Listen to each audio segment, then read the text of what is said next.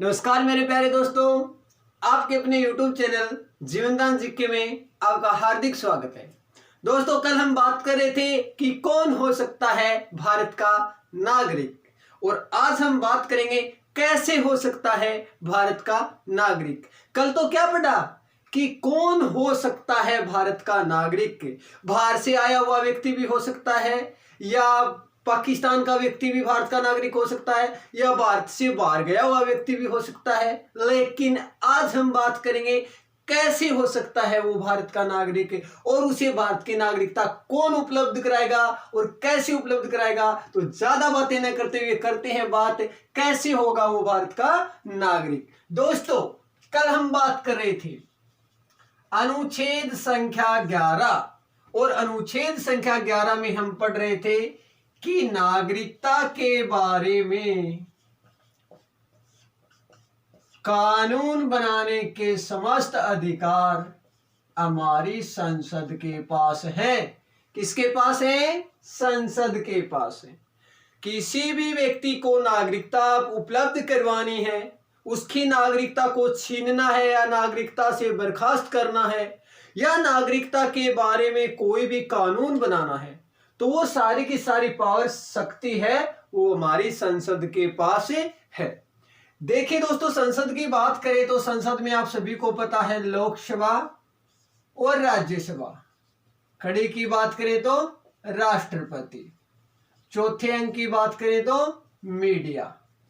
ये ऐसा उल्लेख है अनुच्छेद 79 कि भारत में क्या होगी? संसद होगी, जो लोकसभा, राष्ट्रपति और राज्यसभा से मिलकर बनेगी, और इसका चौथा अंग मीडिया को माना जाता है। यह संपूर्ण बात हम संसद की प्रक्रिया करेंगे, उसमें विस्तार से मैं आपको बताऊंगा। लेकिन आज जो मैं बात कर रहा हूं कि नागरिकता के बारे में समस्त उपबंध है ना, वो पावर्स है, वो शक्ति है, वो किसके पास है? संसद के पास है।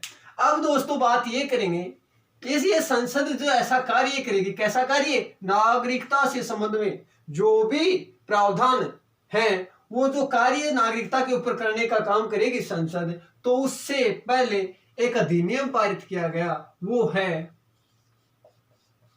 नागरिकता अधिनियम 1955।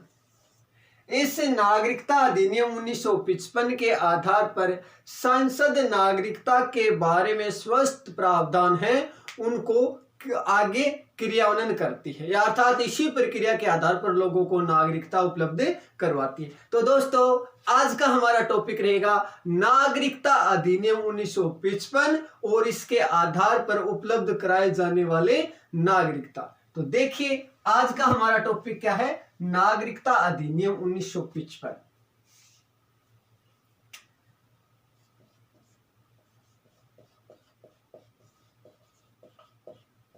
नागरिकता अधिनियम 1955। ये जो नागरिकता अधिनियम 1955 है, इसी के आधार पर संसद की संपूर्ण कार्रवाई संपन्न होती है। संसद की संपूर्ण कार्रवाई क्या होती है? संपन्न होती है। इसके आधार पर हमारी ये जो संसद है, ये 5 प्रकार की नागरिकता उपलब्ध करवाती है। कितने प्रकार की नागरिकता उपलब्ध कराएगी? 5 प्रकार से नागरिकता उपलब्ध कराएगी। देखिए, 5 प्रकार मैं आपको बता रहा हूं, साथ साथ नोट जरूर करें। नंबर 1, जन्म के आधार पर नागरिकता। जन्म के आधार पर नागरिकता, ठीक है। जन्म भारत में हुआ हो, इसके आधार पर संसद नागरिकता उपलब्ध करवाएगी। विस्तार से पढ़ेंगे, जब हम इसका अलग अलग खंडों में इसको बांटेंगे ना, तो विस्तार से एक एक बात आपको बताई जाएगी कि जन्म के आधार पर नागरिकता कैसे देगी संसद। उसके बाद हम बात करेंगे वंशीकरण के आधार पर नागरिकता। वंशीकरण के आधार पर नागरिकता, ये दूसरा प्रकार है। संसद इस आधार पर भी नागरिकता उपलब्ध कराती है। उसके बाद दोस्तों तीसरा है पंजीकरण, रजिस्ट्रेशन। पंजीकरण के आधार पर नागरिकता, आधार पर नागरिकता, ये तीसरा प्रकार है। उसके बाद चौथा प्रकार है देशीकरण के आधार पर नागरिकता। देशीकरण के आधार पर नागरिकता। और पांचवा प्रकार है भूमि के अर्जन के आधार पर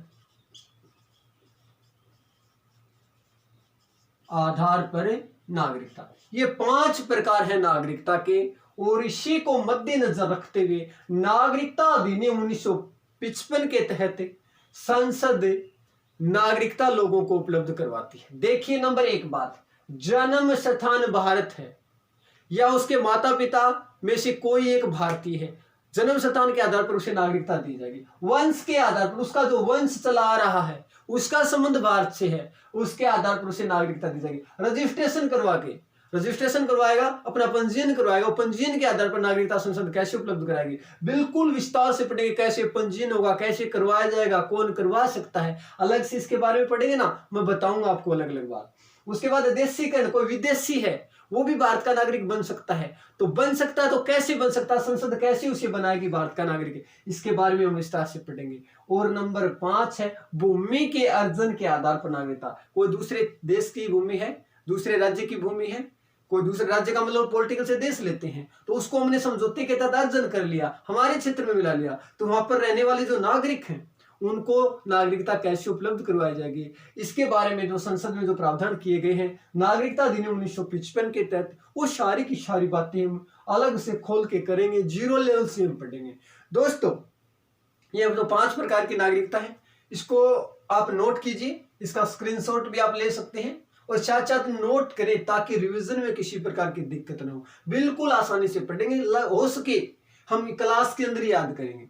देखिए आगे हम बात करेंगे, ये जो नागरिकता अधिनियम 1955 है, ये अब तक याद रखना है, आपको पूछा गया प्रश्न है, कितने बार संशोधित हो चुका है। पहले बना दिया था, अब इसमें संशोधन, बार बार संशोधन करना पड़ेगा, तो इसमें संशोधन कितनी बार हो चुका है। नागरिकता अधिनियम 1955 8 बार संशोधित हो चुका है। कितनी बार संशोधित हो चुका प्यारे दोस्तों, 8 बार। तो आपको बताना है 1957 में संशोधन हुआ, 1960 में संशोधन हुआ, उसके बाद हुआ 1986 में संशोधन, उसके बाद 1992 में संशोधन, उसके बाद 2003 में संशोधन, उसके बाद 2005 में संशोधन, उसके बाद 2009 में संशोधन और उसके बाद 2019 में संशोधन। तो देखिए ये जो 8 प्रकार हैं, 8 बार अब तक इसमें संशोधन हो चुका है। किसमें हो चुका है 8 बार? नागरिकता अधिनियम 1955 में संशोधन करके कुछ अलग से उपबंध जोड़े गए हैं, तो आपको इसे नोट करना है। दोबारा देखिए आप इसको, 1957, 1960, 1956, 1992, 2003, 2005, 2009 और 2019, इतनी बार इसे संशोधित किया जा चुका है। तो सबसे पहले हम बात करते हैं जन्म के आधार पर नागरिकता कैसे उपलब्ध कराई जाएगी। देखिए नंबर 1 है जन्म के आधार पर नागरिकता। हमारी जो पार्लियामेंट है, हमारी जो संसद है, नागरिकता अधिनियम 1955 के आधार पर जन्म के आधार पर नागरिकता कैसे उपलब्ध कराएगी, इसके बारे में उपबंध ये है दोस्तों, नोट करना साथ साथ, कि उसका जन्म भारत में हुआ हो।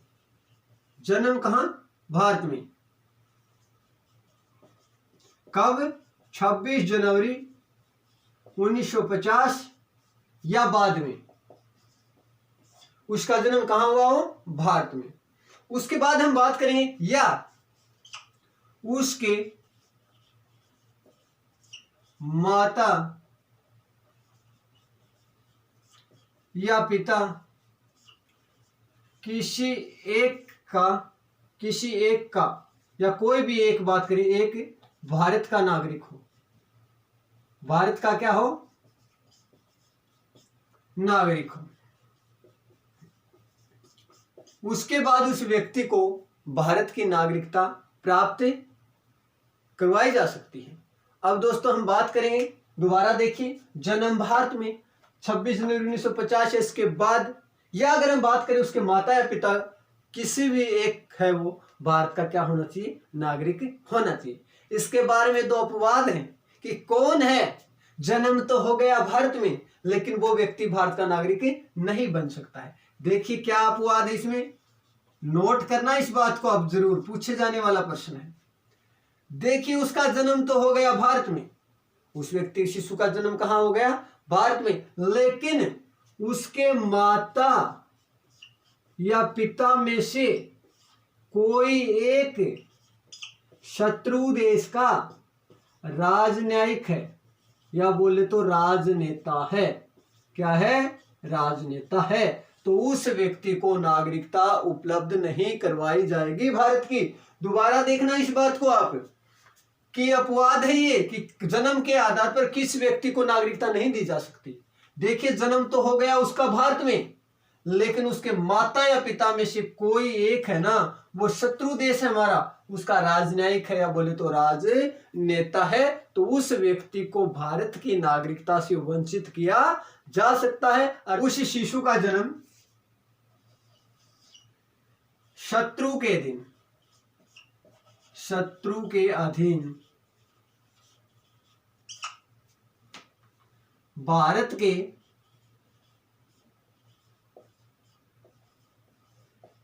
किसी क्षेत्र में हुआ हो तो इस व्यक्ति को भी संसद के द्वारा नागरिकता उपलब्ध नहीं करवाई जाएगी। वह वंशीकरण के आधार पर, वंशीकरण के आधार पर नागरिकता, वंशीकरण के आधार पर नागरिकता कैसे उपलब्ध करवाई जाएगी लोगों को। देखिए उसके वंश का ताल्लुकात भारत से है। कोई शिशु है, उसने विदेश में जन्म ले लिया, विदेश में ले लिया उसने जन्म, ठीक है, जैसे मान लीजिए अमेरिका में जन्म ले लिया, कोई दिक्कत वाली बात नहीं है, भारत का नागरिक बन सकता है। कब बनेगा, जब उसने जन्म लिया तो उस समय या तो उसकी माता या उसका पिता, कोई एक, इनमें से कोई एक भारत का क्या होना चाहिए, नागरिक होना चाहिए। भारत का क्या होना चाहिए, नागरिक होना चाहिए, ठीक है, तभी जाकर वो भारत की नागरिकता प्राप्त कर सकता है। ठीक है दोस्तों, कोई भी एक का किसका नागरिक होना चाहिए, भारत का नागरिक होना चाहिए। अब दोस्तों इसी वंशीकरण वाले में भी एक बात और है कि देखिए जो शिशु है जिसने विदेश में जन्म लिया तो उसके माता की नागरिकता के आधार पर, माता की नागरिकता के आधार पर, माता की नागरिकता के आधार पर उस शिशु को भारत की नागरिकता उपलब्ध करवाई जा सकती है। ऐसा जो प्रावधान किया गया, भारत के संविधान में यह प्रावधान जोड़ा गया, अर्थात भारत की संसद को जो अधिकार दिया गया वो दिया गया नागरिकता संशोधन अधिनियम, नागरिकता संशोधन अधिनियम